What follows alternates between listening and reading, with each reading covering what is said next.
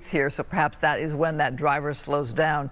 Again, the one here is a stolen car, and we believe there is a passenger in that vehicle. And here we go with some higher speeds, which would be much more concerning for law enforcement. A red sedan, do not yet know the make and model. Orange County Sheriff's Department is the agency on this one, and we're making our way on this curved street, Yorkshire Avenue. You know, it's been on the surface streets for some time now. This is obviously very late at night, so to join the coverage, we have police specialist Tim Lynn hopping on the line with us. Thank you so much. So yes, Tim, this was very much a slow speed pursuit. We saw the speeds just ramp up to 60+ miles an hour. What do you make of it? Tim, are you there?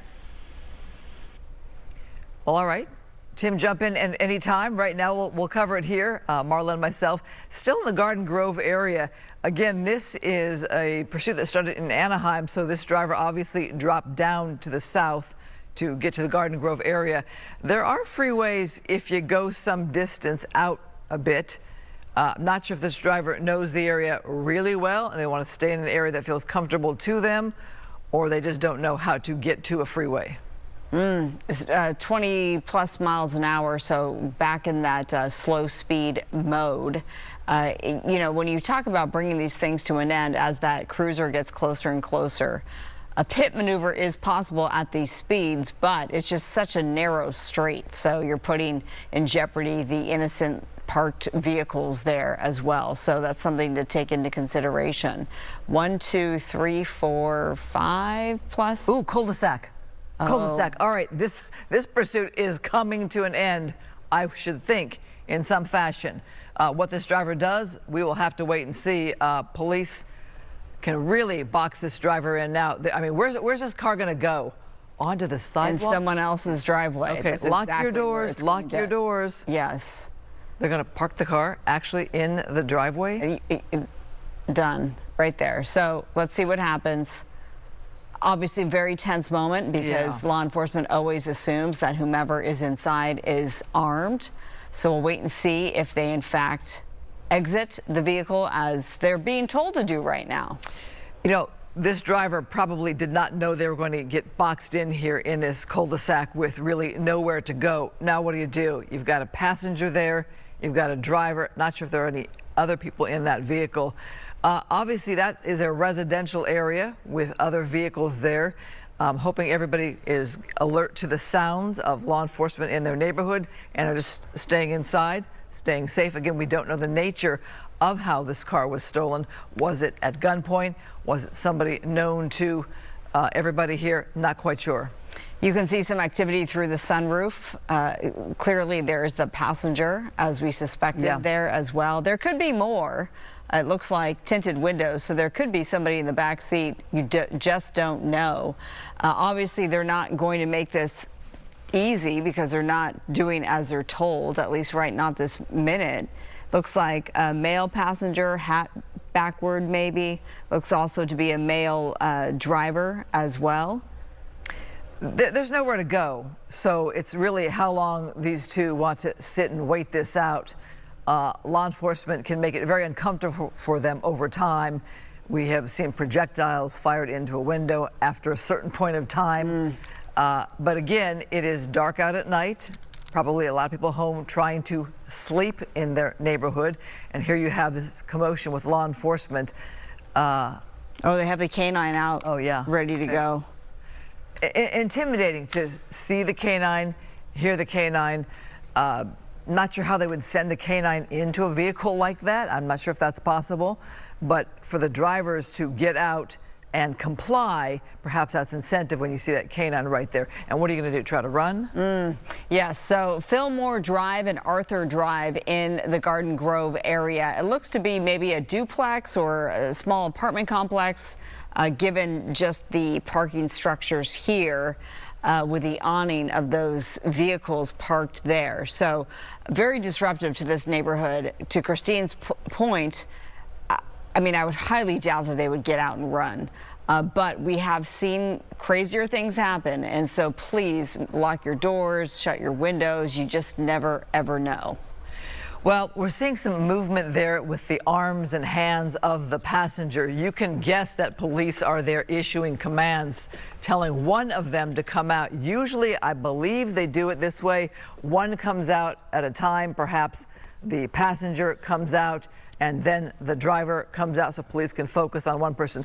That dog there is full of energy. There you go. They threw something out. Okay, you saw right there. Perhaps the car keys. Passenger showing his hands. Perhaps they're instructing that passenger to come out. Now the car keys, there you go. So now we see some compliance here. Perhaps it took a minute for commands to be clear and for the driver and passenger to discuss how they're going to actually obey and do this. But you see some movement right there. Looks to be, Marla, like they're fairly young men. Mm-hmm. Yeah, so passenger is seeming to be the first one to get out of the vehicle here. Yep, so they should remain with their backs to officers. We know, Christine, that is protocol, hands up, and they should walk backward. That's usually the protocol when it comes to this. So this will be done one at a time. At this point, clearly they're saying lift up your sweatshirt. Let's see, trying to assess if this person is armed.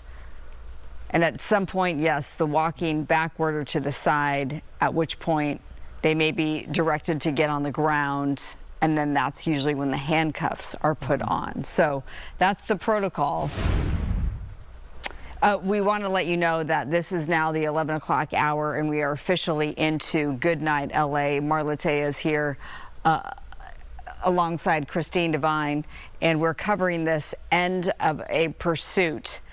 This is ending in the Garden Grove area, Fillmore and Arthur Drives. When we picked this up shortly after 10:50 tonight, it was a very slow speed pursuit. At one point on surface streets, we saw speeds get up into the 60s, but that wasn't very long. And otherwise, when we say slow speed, we're talking 10 miles an hour on average. This vehicle, said to be stolen, ended up in this cul-de-sac, and so nowhere to go. Parked right here under this parking carport, and now is literally surrounded by Orange County Sheriff's Department deputies. So, oh, a dog. It looks like a dog. Oh, no. Oh gosh, yes. So we saw the passenger get out, get taken into custody, and now we have, it looks to be a puppy going to come out of the passenger side.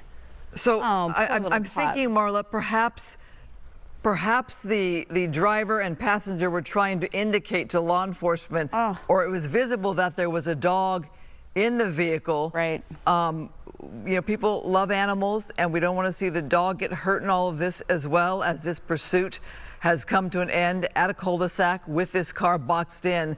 How law enforcement decides to get the dog out of the car, they might tell the driver, leave the dog there and you get out, because I'm not sure how they're going to let the dog out. Maybe open the door, let the dog out, and let law enforcement take the puppy, if it is indeed a puppy. But obviously you see a dog there makes a difference here in how they handle this pursuit here. Yeah, you just hate to see that. So, and you know, we could see through the sunroof in the passenger window here, the driver holding the pup obviously very confused. And we're saying a puppy, it seems to be, but we just don't know. It could be just a very small dog. So we'll see what law enforcement is telling them how to handle this. Is that a paw there? Oh, is this the driver? Or yeah, it looks to be the driver. So maybe they're saying, driver, you get out now of the passenger side. It seems like the dog might stay in the car. If the driver is able to get out, perhaps they want the driver to get out. But obviously, if you're police and you're trying to negotiate this surrender, the end of this pursuit, a whole different factor there when you're dealing with a puppy that seems to have a bit of energy. That dog could be very protective of the owner. That dog could run. That dog could, you know, distract law enforcement in some fashion. They're asking him to climb out of the vehicle, leave the dog in the car, it seems. Don't open the door so the dog doesn't run. But if you climb out of the vehicle, the dog stays there, perhaps without unless the dog jumps out of the window. Perhaps that's what's going on with the negotiation. The passenger that did exit opened the door. Am I mistaken? Perhaps the driver held the dog, or the dog was in the back seat. But maybe this allows police to control the situation there with the dog by having this driver, who is obviously able-bodied and young enough and fit enough to climb out of the vehicle, leave the dog there. It seems like what they're saying. And you can see the tail wagging of the dog inside. So the driver exiting through the passenger side window, and we got one leg out, and it'll be the same protocol. And now the pup's sticking its head out. What's going on? It'll be the same protocol in order to get this person into custody. Seemingly not stepping out entirely. Not sure why. We have seen a lot of pursuits, Marla. This is a more unusual one with an energetic dog there looking at law enforcement. Why is this guy not moving further? I'm sure police are issuing commands, and they want to make sure there's not an issue, I'm sure, with the dog there. I don't believe there are other people in that vehicle, but we were surprised to see the dog. True. And there's tinted windows, and there could be. You just don't know. So, I mean, we've seen, when we thought it was 2 people, we've seen as many as 6, 7, 8 people get out of a vehicle before. Yeah. So, let's hope that this is it, and they get this driver in custody, and they get that pup out safely as well. Well, and keep in mind, too, you have a canine officer back there as well, and that could also agitate the dog, and perhaps the canine officer... It looked like he was giving the puppy some love. Yeah. Right there. But you also, like I was saying, you have that canine officer, and that dog with the canine officer seemed to be quite energetic and energized. Perhaps the 2 dogs were seeing each other, or knew each other were there, and that was adding to the commotion and the sound and barking. I'm not sure if that canine officer is still in the picture at the moment. Perhaps they backed that officer off just a bit, just to not agitate the dog in the car. That could very well be the case. So he is now officially out, and he's doing just as the passenger had done. Show your waistband, make sure you're not armed. He'll step back, and then he will be taken into custody. And so the question is, if this is a stolen vehicle, how is a dog involved? And apparently, I would think it might be this person's dog, in that they were giving the dog what seemed to be a kiss. So it's an unusual situation. The dog. I know, the dog is so cute.